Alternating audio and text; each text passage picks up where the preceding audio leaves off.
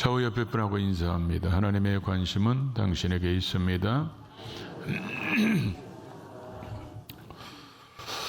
이스라엘 백성들이 출애굽해서 이제 느비딤이라는 곳에 머물게 됩니다. 여기에서는 두 가지 사건이 일어납니다. 하나는 물이 없어가지고 모세와 다투는 일이 벌어집니다.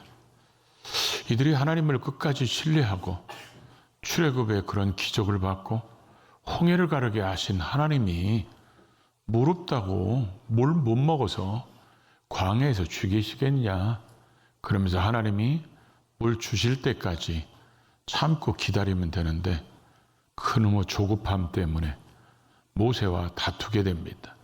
그래서 그들이 머물렀던 이 느비딤을, 이게 본래 느비딤이라는 말의 휴식처 이런 뜻인데 모세가 그 이름을 바꿉니다. 그래서 시험, 유혹을 뜻하는 마사라고 부르고, 또 말다툼했다, 투쟁했다 이런 뜻으로 무리바라고 또 부릅니다. 우리 인생 속에서 이런 불순종의 아름답지 못한 흔적을 남기지 않도록 우리가 살아야 되죠. 그러고 나서 그들이 머문 곳에 갑자기 아멜렉 사람들이 급습을 합니다. 이 아멜렉 사람들은 성경에 보니까 에서의 손자인 아멜렉의 후손들입니다. 당시에 이 사람들은 에돔 사람들과 나눠져서 이 사람들은 시나이 반도를 중심으로 해서 이렇게 살는 유목민들이었습니다. 근데 이들이 자기들이 어느 날 보니까 이스라엘 백성들이, 그들의 입장에서는 그러겠죠. 아니, 애굽에서 잘 살지 왜 기어나와? 그리고 왜 우리 땅에 이렇게 머물러? 이것들이 우리 땅 뺏어가는 거 아니야? 이런 두려움, 염려가 생기니까 저것들 빨리 쫓아내자. 그래가지고 급습해서 쳐들어옵니다. 이스라엘 백성들은 400년 동안 노예 생활하면서 전쟁을 준비하는 용사로 쓰임받은 적도 없고, 또 전쟁하기 위해서 그들이 따로 무기를 준비한 사람들도 아니고, 처음 하는 전쟁이기 때문에 어쩌면 오합지졸 같은 그런 사람들입니다. 이런 사람들이 전쟁을 해야 되니까 이제 모세가 직접 나가서 선두에서 그들을 이끌지 않고 여호수아에게 사람들을 선택해서 나가서 싸우라 그러고, 자기는 하나님의 지팡이를 가지고 산 꼭대기 위에서 너희들을 돕겠다고 합니다. 그랬더니 아론과 훌이 따라 나서죠. 근데 성경은 오늘 11절에 보니까 모세가 손을 들면 이스라엘이 이기고, 모세가 손을 내리면 아멜렉이 이기는 이런 현상이 벌어집니다. 그러다 보니까 모세는 얼마나 손들고 싶겠어요. 근데 인간이기 때문에 한계가 있어서 팔이 피곤해서 제대로 들 수 없을 때 아론과 훌이 옆에서 붙잡아주는 바람에 끝까지 해가 지도록 손을 들고 있었고, 그리고 여호수아는 전쟁에서 결국은 승리해서 이들이 하나님께서 우리에게 이곳에서 승리를 거두게 하셨다. 그래서 여호와 니시라고 이름을 붙이는 그런 장면이 오늘 느비딤에서 있었던 두 번째 사건입니다.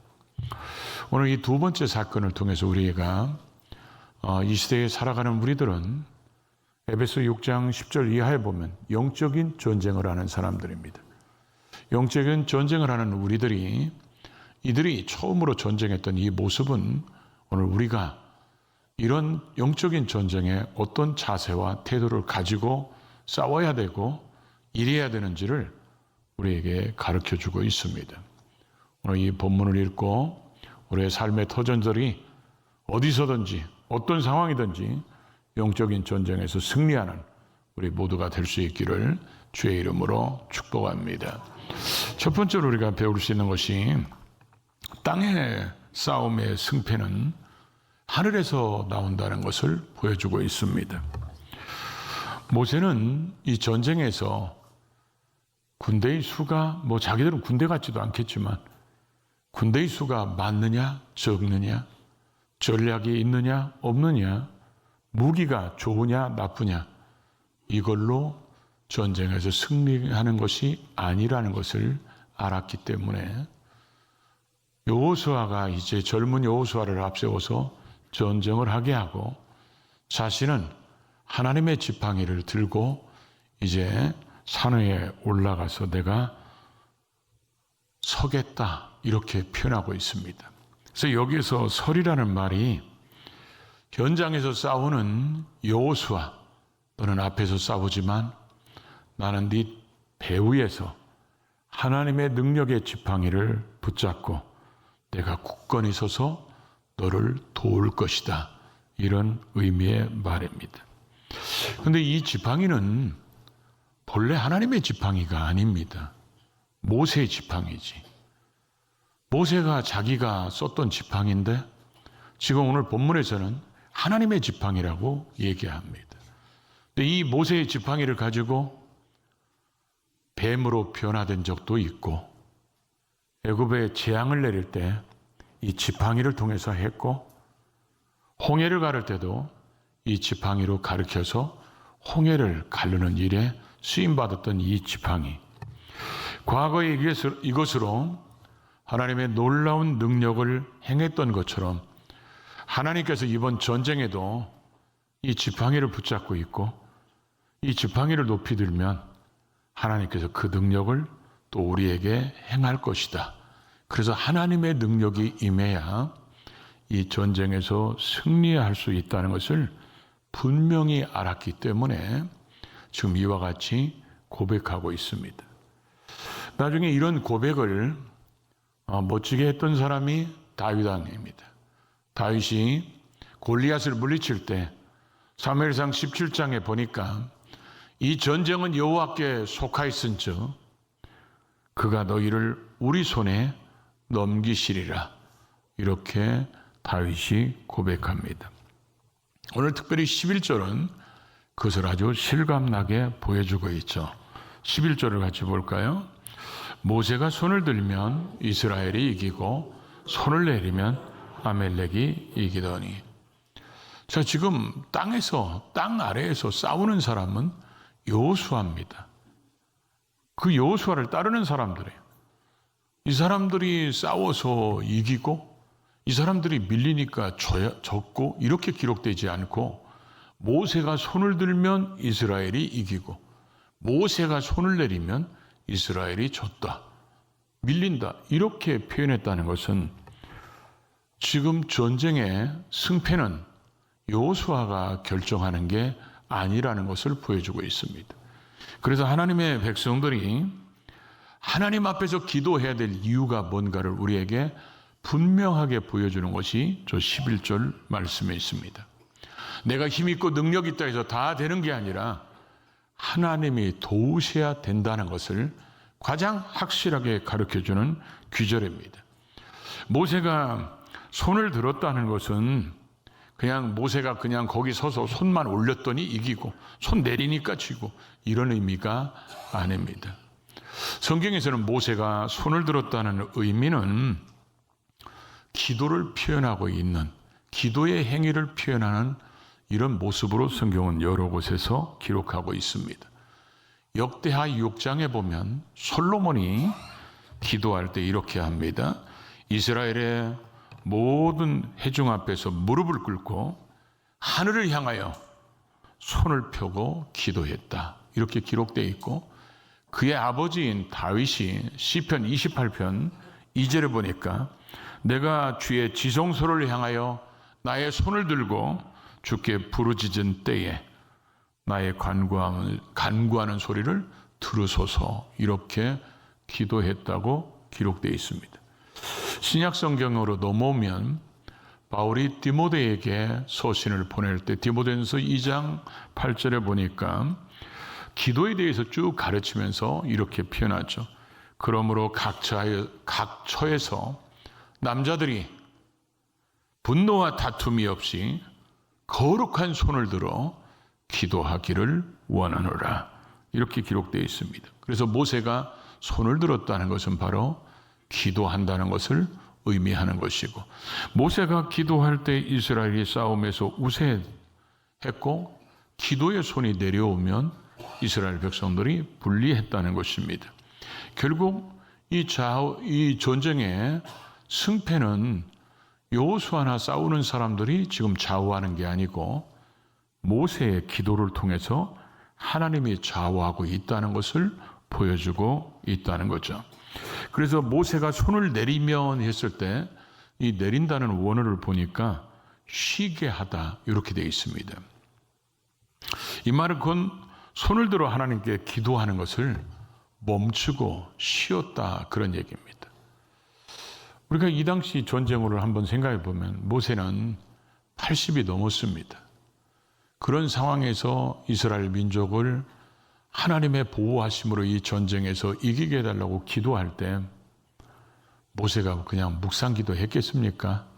어쩌면 우리가 하는 대로 손을 높이 들고 하나님 앞에 부르짖어 기도했겠죠.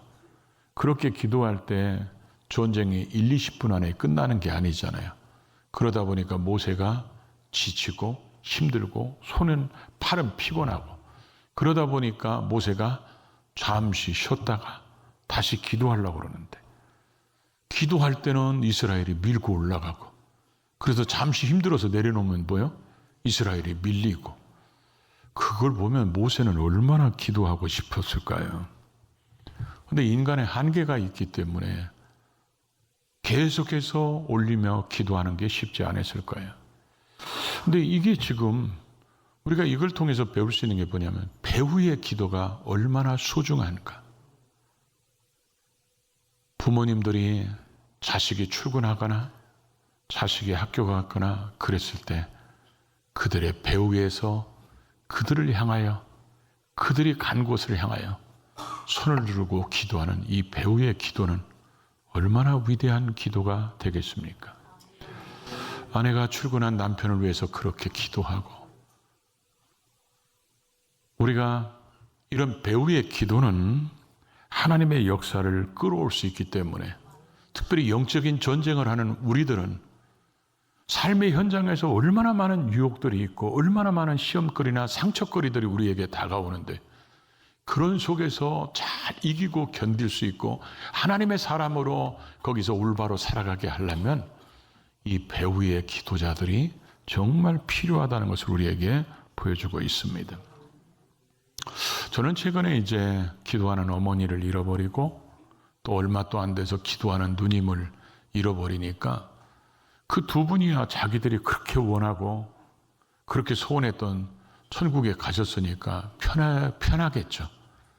근데 저는 늘 아쉬움이 그분들이 저를 위해서 기도하지 않는 분들이었다면 덜 그랬을지도 몰라요.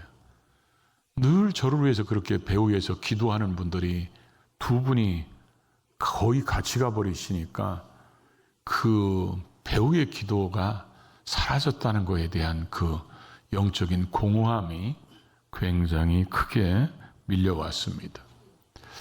우리가 가끔 쇼츠나 이런 거 하나 보면 알고리즘 때문에 계속 같은 것들이 뜨잖아요. 근데 한 번은 어떤 쇼트가 떴길래 그걸 한번 유심히 봤어요. 그랬더니 아마 그게 아프리카인 것 같아요. 저기 CCTV로 찍어놓은 걸 보니까 식당을 하는데 식당이 잘 안 되는 거야. 그러니까 이 사람이 식당에서 무릎 꿇고 하나님 앞에 두 손 들고 기도합니다. 막 기도하니까 하나님께서 그 식당이 번성하도록 만들어주는 거예요. 그러니까 이 사람이 계속해서 이제 출근하면 먼저 하는 일이 뭐요? 기도하는 겁니다. 어떤 사람은 공장에서 기도하고 어떤 사람은 사업장에서 직장에서 기도하고 그러니까 그런 것들이 쭉 뜨니까 참 이게 기도하는 게 얼마나 소중한지 기도로 시작하고 기도로 진행하고 기도로 마치는 것이 참 복이 있다는 거죠. 그래서 모세의 손이 12절에 보니까 그 손이 해가 지도록 내려오지 아니하고 13절은 여호수아는 결국은 칼날로 아말렉과 백성들을 쳐서 무찔렀다는 것입니다. 오늘 우리는 여기에서 두 가지를 깊이 생각해 봐야죠. 하나는 땅의 일의 결정은 하늘에서 결정한다는 것입니다. 아멘 안에서 이해를 듭니다. 인간의 생사화복은 하나님 손에 있다는 거예요. 나라의 흥망성쇠는 하나님의 주권에 있기 때문에 우리는 언제나 나라를 위해서, 가정을 위해서, 교회를 위해서, 가족들을 위해서 기도해야 된다는 거죠. 또 하나는 영적인 전쟁에는 휴전이 없다는 것입니다.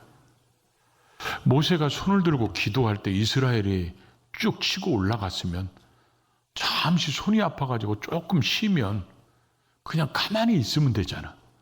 그냥 밀리지도 않고 그냥 쳐들어가지도 않고 기도가 잠시 그쳤으니까. 그런데 기도의 손이 내리면 뭡니까? 밀립니다. 영적인 전쟁에는 휴전이 없다는 거예요. 그래서 성경은 우리에게 쉬지 말고 기도하라고 그러고 항상 기도하라고.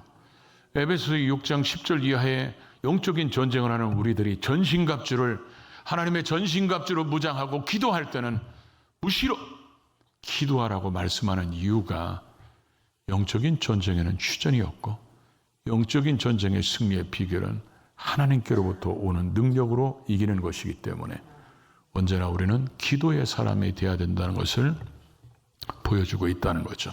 기도할 때 전능하신 하나님의 손길이 우리의 삶의 터전 속에 임하게 되는 것입니다.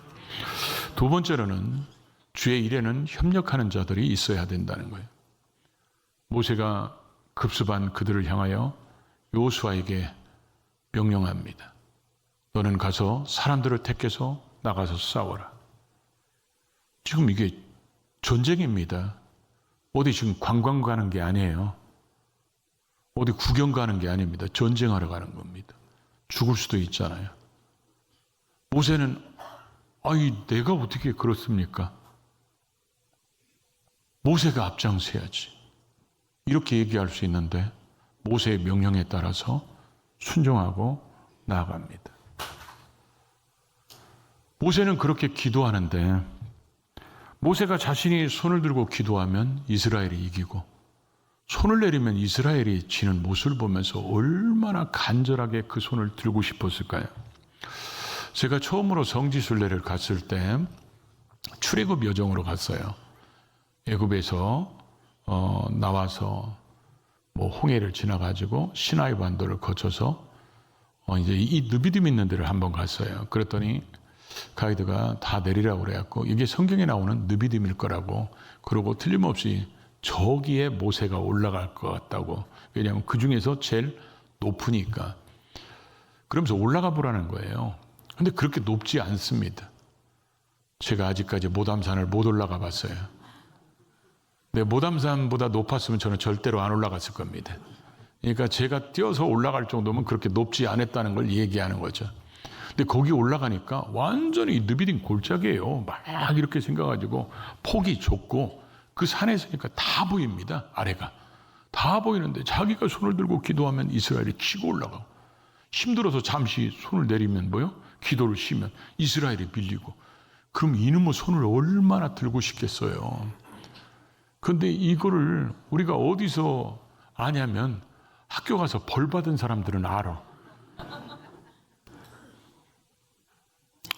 여러분은 다 모범생이라 그런 걸 받아본 적이 없어가지고 우리는 약간 불량 학생했나 봐요. 그래가지고 떠들다가 선생님한테 걸려가지고 이리 나와. 저기 가서 손 들고 서 있어. 그럼 이 손 들고 서 있으면요, 처음에는 막 그러면서 그냥 또 선생님은 수여보면 막 그러다가 이게 점점 팔이 내려와요. 똑바로 안 들어? 그럼 다시 올립니다. 근데 이게 몇 분만 들어도요, 보통 힘든 게 아닙니다. 나중에는 이 팔 없었으면 좋겠죠. 얼마나. 그러니까 이게 성경의 원어는요, 손이 피곤함에 이렇게 돼 있는데 우리는 그걸 의역한 것 같아요. 팔이 피곤하다고. 우리 성경에는 팔이 피곤하다고 그러는데 여기가 얼마나 땡깁니까? 이게 이렇게 계속 들고 있으니까 이게 굉장히 힘들죠. 제가 예배당 안에서 보니까 사람들이 제일 힘들어하는 게 뭐냐면 이 졸릴 때 눈꺼풀을 올리는 거예요. 이 눈꺼풀을 올리는 거요, 여러분들은 잘 모를 거예요. 앞에서 보면 다 보여요. 그러니까 어떤 때는 내려가서 그것 좀 들어주고 싶어. 저는 눈꺼풀 좀 내가 왜 그러냐면 막 이러면서 하는 거 보면 불쌍하고 가련해가지고 내가 올라가서 막 들어주고 싶고, 나중에는 교회에다가 크레인을 갖다 놔가지고 그런 사람이 있으면 여기 딱 빨래집게로 찝어가지고 이렇게 올려줬으면 좋겠다, 이런 생각이 드는데, 옛날에 목사님들이 그걸 뭐라고 그랬냐면 그 눈꺼풀에 마귀 한 마리씩 붙어서 그런다는 거야. 그 제가 목회를 해보니까 마귀가 붙어서 그런 게 아니라 설교가 길어서 그래. 그래서 제가 설교를 짧게 하는 거예요. 졸기 전에 끝내버리자. 아멘 안 해서 오늘은 좀 길게 하겠습니다. 늦었어요.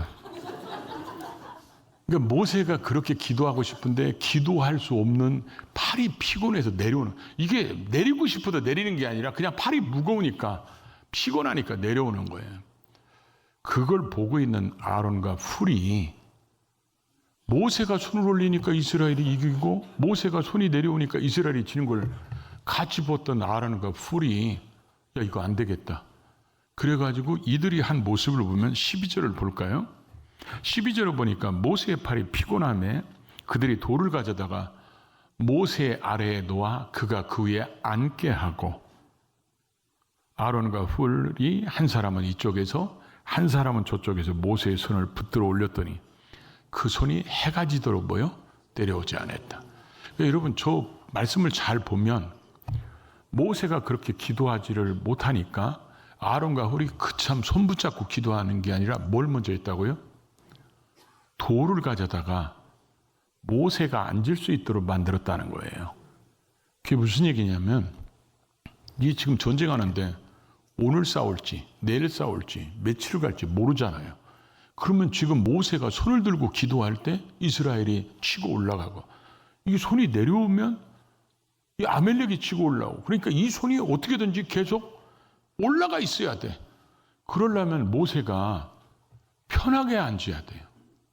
편하게 앉아서 이 자기들이 붙잡아줘야 되는데, 그래서 먼저 모세가 편하게 앉을 수 있도록 우리 편들으면 돌로 의자를 만드는 거예요. 의자를 만들어서 거기에 앉게 하고 자기들이 이쪽 저쪽에서 붙잡고 있었다는 거죠.